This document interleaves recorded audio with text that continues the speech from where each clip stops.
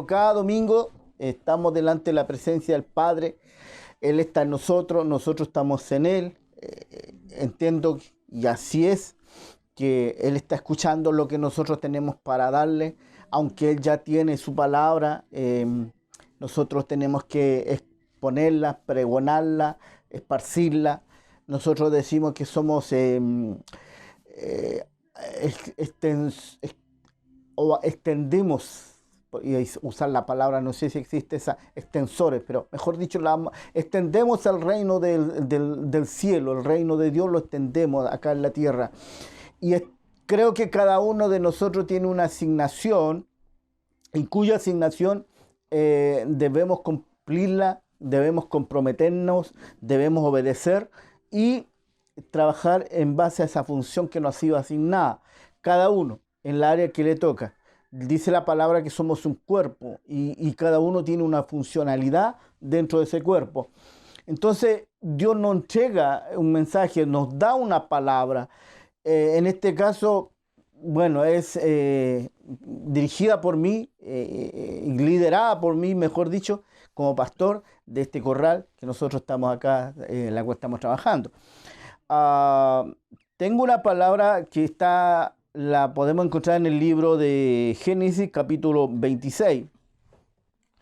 Creo que esta palabra la hemos leído muchas veces, pero mi afán mío es predicar toda la Biblia. Un pastor una vez me enseñó que toda la Biblia es buena para trabajarla y debemos trabajar, debe ser nuestro compromiso de trabajar sobre toda la Biblia, en toda la Biblia. Tenemos nosotros nuestros versículos que son los regalones que generalmente estamos predicando, pero toda la Biblia, como dice el libro de Mateo, el segundo de Mateo capítulo 3, 18, por ahí dice que toda la palabra es inspirada por Dios. Por lo tanto, toda la palabra es buena para predicar, para redarguir, para enseñar, para corregir. Amén. En el caso del libro de Génesis, que voy a ver, creo que lo hemos leído muchas veces, lo hemos escuchado muchas veces y vamos a tratar de profundizar un poco aquí, algunas cositas que creo que Dios puso en mi corazón estos días.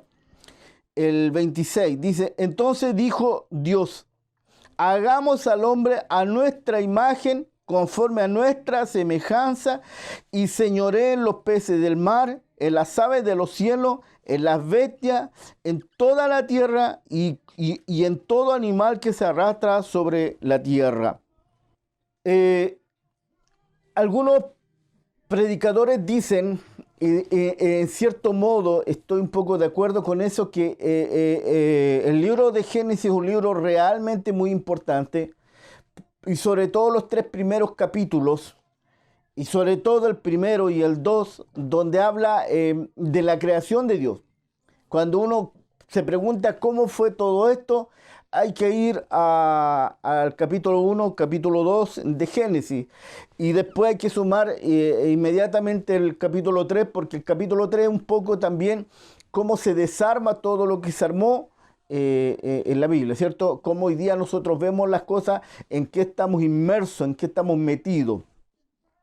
Y en el versículo 26, Dios habla de que después de haber creado todo lo que nosotros vemos, después de haber hecho todo lo que sabemos, ¿sí? Porque hay cosas que no vemos, pero que se crearon. Hay cosas que se hicieron, pero no las vemos, como el viento, por ejemplo. El aire, tú no lo ves, pero se hizo. En fin, todo lo que se hizo, que no vemos, todo lo que hizo, pero que vemos, ¿sí? Después de haber creado todo, Dios crea al hombre. Y dice, hagamos al hombre a nuestra imagen y conforme a nuestra semejanza. Bueno, en esto hay mucho mito, diría yo también. Mucha leyenda, mucho mito. Se han escrito muchas cosas con respecto a esto. Se ha tratado de distorsionar también un poco esto. Pero cuando Dios dice, hagamos al hombre a nuestra imagen, wow, es la imagen de Dios. Y nosotros en nuestro diario vivir, en nuestro diario actuar, cuando estamos en la oficina o andamos en el centro de la ciudad, o estamos metidos en alguna reunión, o las noticias que vemos por televisión, dice cómo un ser humano tan común, tan corriente y a veces tan malévolo puede ser la imagen de Dios.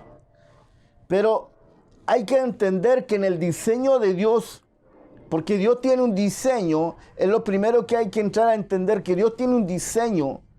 Y nosotros le llamamos diseño de reino, diseño de reino. Dios tiene un diseño y trabaja sobre ese diseño, y ese diseño no se ha movido ni un ápice, nada de lo que Él hace e inicia todo esto que nosotros vemos, al cual le llamamos planeta, al cual le llamamos mundo, al cual le llamamos vida, ¿sí? Y que ha pasado en el tiempo. Entonces Él dice, hagamos al hombre, a nuestra imagen y conforme a nuestra semejanza. Cuando habla de imagen, esa es la imagen de Dios, pero nosotros entendemos que Dios no tiene una figura humana, por lo tanto la imagen a la cual Dios está hablando se refiere a la imagen espiritual. Nosotros tenemos las características de Dios. Parece un poco pretencioso tratar de explicar esto, y alguna persona podría tomarlo a mal, pero es la verdad. Las características, las cualidades de Dios, la naturaleza espiritual de Dios la tenemos nosotros. Eso es así. Eso es así. ¿Me entiendes? Nosotros sabemos y en la lectura bíblica de toda la Biblia, nosotros vemos cómo Dios se duele, cómo Dios se enoja, cómo Dios se alegra, cómo Dios actúa en un sentido de la cual nosotros también somos partícipes. Cuando dice hagamos la imagen de Dios, por ejemplo, Dios es espíritu, y nos guste o no nos guste, pero nosotros somos espíritu.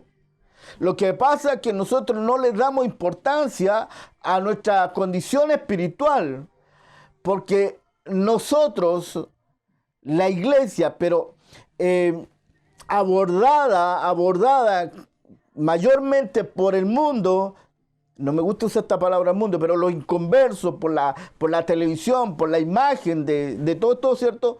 Estamos bombardeados, le damos mucha importancia a lo físico. Por lo tanto, una persona es de acuerdo a tú lo ves. Y tú ves a un tipo alto o bajo, gordo, guatón, chico, como tú lo quieras, moreno, negro o rubio, eso para ti es. Lo primero que se te forma, lo primero que tú ves es la figura humana. Y en eso tú te vas a quedar. Esto lo trabajan las empresas, las industrias. Yo trabajé en una empresa muchos años atrás, en una empresa donde la imagen era muy importante. Y el gerente nos decía, la primera imagen es lo que vale. Él estaba trabajando sobre la imagen que uno proyecta como persona desde el punto de vista del vestir. Pero cuando uno habla de Dios, Dios no está preocupado en lo que tú vistas. Dios está preocupado de tu espíritu, porque nosotros somos seres espirituales. Yo he explicado en algunas predicaciones de aquí para atrás, y lo voy a seguir haciendo, que nosotros estamos divididos en 3 áreas, que son espíritu, alma y cuerpo. Que nuestro cuerpo, en el capítulo 2, versículo 6, dice que fuimos hechos de la tierra, del polvo de la tierra fuimos creados. El alma se va desarrollando juntamente a la sangre. Es algo que se va desarrollando en el ser humano con el tiempo y en el tiempo. Cuando Caín mata a Abel, Dios le dice a Caín, la sangre de tu hermano me reclama. Entonces está asociado ahí el alma con la sangre. Ahí es un tema bien interesante que algún día vamos a tocar esa parte. Pero el espíritu es el que Dios de alguna manera coloca en cada ser humano. Es decir, si no está el espíritu, no hay ser humano, porque Dios coloca el espíritu en el ser humano, en el hombre. ¿Me entiendes? Por lo tanto, las cualidades espirituales del Dios nosotros las tenemos. Lo que pasa, insisto, no lo hemos desarrollado. Hay que orar, hay que orar, hay que pedir al Señor que nos ayude a desarrollar. Esta Biblia debe ser vista en un contenido espiritual, con un contenido espiritual. Esta Biblia debe ser vista, no leída como un libro más. Hay un montón de datos estadísticos, informes sobre la Biblia, pero a nosotros no nos importa eso. A nosotros nos importa que aquí el Padre nos habla, que Dios nos habla, nos dirige, nos direcciona a través de su palabra, y esta es la palabra hablada de Dios. Eso es lo que nosotros tenemos que entender, que esta es la palabra. Tiene una cantidad de versículos, tiene una cantidad de capítulos, una cantidad de libros. Ese es un detalle. Lo importante es lo que Dios te está hablando a través de las palabras. ¿Me entiendes? Es una palabra viva y es una palabra eficaz. Y debemos verla desde un punto, desde un ángulo espiritual. Por lo tanto, mi espíritu tiene que ser capaz de ver la Biblia en forma espiritual. Entonces ahí tenemos una característica, que somos entes espirituales, que Dios nos sacó, nos hizo de su imagen, ¿sí? Que nos construyó a su imagen, ¿no es cierto? Y la semejanza, ¿cierto? Nos dio de su sustancia, y de esa sustancia nosotros tenemos hoy día su legado espiritual, lo que nosotros llamamos espiritualidad. Somos entes espirituales, somos gente espirituales, eso hay que entenderlo. Lo otro es la santidad. Él es santo, ¿me entiende? Él no tiene santidad. Él no tiene santidad porque Él es santo. Bueno, si Él es santo, nosotros también somos santos. Pero encontrar a alguien santo hoy día se complica la cosa, porque uno empieza a usar las distintas formas, las distintas maneras, y empieza a buscar, a investigar, a escudriñar, y esa santidad de la cual nosotros vemos en Dios no está. ¿Pero por qué? Porque esto todo ha sido arrebatado, ha sido destruido, ha sido distorsionado. La santidad es una característica, una cualidad del Padre, de Dios, la cual te hizo, por lo tanto está en ti, pero está dormida. Tú tienes que activarla. Tú tienes que activar la santidad que está en ti. Es una santidad que el Padre puso porque es una cualidad que fue traspasada del Padre, es inherente a nuestra forma de ser. ¿Ya? Insisto, un niño que fue de chiquitito torturado, fue maltratado, lo ofendieron, lo dañaron, lo violaron, lo abusaron, en fin, tantas otras cosas. Ese niño está absolutamente lejos, kilómetros de tener una santidad o de tener amor. Pero en su génesis, antes de que él fuera, él tenía santidad. Solo que el hombre se encargó de distorsionar con su forma de ser a ese niño, hasta que se construyó, se transformó en un hombre y muchas veces en un monstruo. El otro día hablábamos con mi hijo, ayer creo que fue, si no me equivoco, acerca de la niña y estos jóvenes que mataron a un profesor y lo cercenaron. Y mi hijo me decía, se tiraron su cuerpo al mar y el formato, su cuerpo, andaba ahí y lo vieron unas personas y el tipo lo trataron de quemar para que desaparezca. O sea, tú te preguntarás cómo una mente tan retorcida puede hacer esto, qué santidad, qué espiritualidad hay en esto. Yo te digo que sí la hay. Lo que pasa es que todo esto fue distorsionado en su tiempo, en su momento, antes de. Otra de las características de la cual te quiero hablar es el amor. Dios no tiene amor, Dios es amor. En su génesis, en su esencia, Dios es amor, ¿me entiendes? tú amas a alguien y tú no dices, yo voy a amar a esta o a este. A ti te nace, viene intrínsecamente, inherentemente a tu vida el amar a tu hijo, a tu hija, o a tu padre, o a tu hermano, o a tu hermana. Tú amas a alguien, ama a tu perrito, ama a tu oveja, ama lo que tú ames, te sale en forma natural, porque lo que Dios puso en ti, su naturaleza de amor, es parte característica del Dios vivo a la cual nosotros nos creó. Entonces, cuando dice la semejanza, la imagen de Dios está viva en nosotros, solo que hay que activarla, solo que hay que desarrollarla. Muchas veces está apagada por el odio, por el rencor, está apagada por la venganza. Por eso cuando Jesucristo dijo, ama a tu prójimo, porque Jesús sabe y sabía que el amor en ti fluye en forma natural, es parte de tu esencia, es parte de tu esencia, pero el odio es opcional. Tú decides odiar, tú decides tener rencor, tú lo decides. Entonces Jesús dice, no te digo que ame a tu, ¿me entiendes? Porque es tu naturaleza. Por lo tanto, usa tu naturaleza con tu enemigo.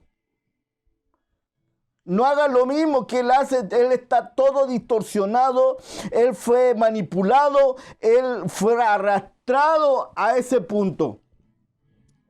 Pero él, si él supiera de la verdad, su verdadera naturaleza, de donde viene, que es la imagen del Padre, de un Dios de amor, él no te odiaría, no sería tu enemigo. Por lo tanto, usa tu naturaleza, ámalo. Es lo que quiso decir Jesús. Cuando tú veas a los niños en esta guerra en Afganistán, en Irak y todos estos países, y vean niños chicos con rifles, o también en África, ¿no es cierto? Ahí nosotros vemos que se han levantado ejércitos y capturan a los niños chicos, matan a las mujeres, a la más joven la usan como objeto sexual y a los niños los llevan, los violan, los torturan y lo hacen soldados, lo transforman en soldados. Tú ves a niños chicos que andan con escopeta. Vuelvo a decir, esos niños están lejos de tener amor, siquiera por alguien. Porque fue todo distorsionado por ¿entiendes? Porque alguien distorsionó, después viene el otro y es una cadena que no se puede parar. Y el único que puede parar esto es Jesús, entrando a tu vida. Amén. Amén. Quise dar algunas características de la naturaleza que nosotros tenemos como ser humano, en que somos seres espirituales, porque Dios es espíritu, porque Dios es amor, porque Dios es santo. Él nos hizo y nos hizo a su semejanza, a su imagen. Ahora, estando el hombre en el huerto, ¿cierto? Porque nosotros tenemos que pensar que Dios usa el género varón en este caso, que nos representa a nosotros. Y si Él se equivocó, nosotros nos equivocamos, porque es la naturaleza de la cual nosotros nos equivocamos. En la naturaleza de Adán, la naturaleza de Eva, es la misma que está en nosotros. Entonces, Adán cae, Adán peca y se cae, y se pierde el contacto divino que tenemos con Dios. Acuérdense que cuando Adán estaba en el huerto, él conversaba con el Padre. Y el Padre le dice, mira, colócale el nombre a todos los animales. Y en el capítulo 27 dice, y creó Dios al hombre a su imagen, e imagen de Dios lo creó varón y hembra. Y en el 28 dice, y los bendijo Dios y le dijo, fructificar, multiplicar, llenar la tierra. Y después le dice, sojuzgar y señorear. Lo que estaba haciendo Adán dentro del huerto era sojuzgar, señorear, que era la función, el trabajo que Dios le había dado. Y Dios conversaba con Adán y Adán conversaba con el Dios Padre. ¿Me entiendes? Pero se cae Nosotros sabemos cuál es la culpa de todo esto, ¿sí? Nosotros sabemos cuál es la historia. Pero el hecho relevante, importante es que Dios con el hombre y el hombre con Dios pierde ese contacto, pierde esa comunicación, esa interacción que había entre los dos, se pierde. Y el capítulo 3 para adelante se pierde absolutamente todo. Más aún, vamos a ir al capítulo 9. A ver, por aquí lo tengo anotado. Ya, 9:1. Escúcheme, mire, dice, bendijo Dios, versículo 1, bendijo Dios a Noé y a sus hijos y le dijo, fructificar y multiplicar y llenar la tierra. Pero ya no le dijo enseñorear, hizo juzgar. Cuando el hombre cae, ya se le quita la autoridad. Pierde el poder, pierde la autoridad. En el libro de Génesis 1, 26, 27, 28 dice expresamente y claramente la funcionalidad que Dios, el hombre tenía. Pero al caer, el hombre pierde. Sigue cumpliendo igual, fructificar y multiplicar, pero ya no se enseñorea, ya no se juzga. ¿Se fija? Y ahí pasan miles de años. La relación el hombre-Dios cortada en su máximo nivel. Dios habla a través de los profetas, usa profetas para hablarle al hombre. En algún momento también tiene que usar otros medios, como por ejemplo la ley de Moisés. Usa todos aquellos medios hasta que aparece el Hijo de Dios. Porque algo que se había perdido, ¿sí? Algo que se había perdido solamente lo podía recuperar alguien que estaba en el mismo nivel al cual hizo. Dios fue nuestro arquitecto, Dios nos diseñó, Él nos hizo, éramos su naturaleza, salimos de Dios, hechuras suyas somos. Por lo tanto, Dios no es nuestro dueño, era nuestro amo, es nuestro amo. ¿Me entiende? Por lo tanto, cuando un amo pierde una oveja, ¿qué hace? La va a buscar, la recupera. Pero si la oveja la tiene otro tipo, negocia con el otro tipo, recupera su oveja. ¿Qué hizo Dios? Al perder a su generación, al hombre, a su diseño, Él viene y recupera eso. Solamente lo podía hacer alguien que estaba en la misma posición que era Dios. Lo hizo Jesús. Porque Jesús era tiene la misma deidad. ¿Me entiende? Jesús es Dios. ¿Sí? Y Jesús viene y el precio que tiene que pagar es alto. ¿Por qué? Porque era el precio que valía la transgresión de aquello. Y tuvo que pelear una batalla nunca antes vista, jamás vista, ahí en la cruz del Calvario. Y recuperar a aquel hombre que se había perdido y viene y lo recupera de nuevo. Aleluya. Esto es maravilloso, es extraordinario.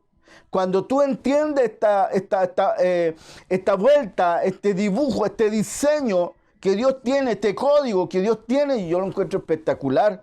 Yo le doy gracias a Dios por habernos revelado tamaña bendición del cielo. En el libro de Lucas 19:10, dice, porque el Hijo del Hombre vino a buscar y a salvar lo que se había perdido. Todo lo que se había perdido, Jesús viene y lo recupera. Todo lo que se había perdido, Jesús vino y lo recupera. Qué tremendo, ¿ah? Qué tremendo. Aleluya. La gloria sea para el Señor. En el nombre de Jesús. Oh Dios Rey de gloria. En el nombre de Jesús. Bien. Dios recupera al hombre. Se conecta con el hombre de nuevo. Dios recupera al hombre. Se conecta de nuevo con el hombre.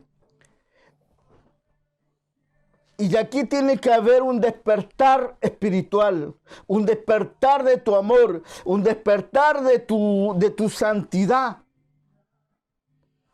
Y eso tiene que hacerlo cada uno. ¿Me entiendes?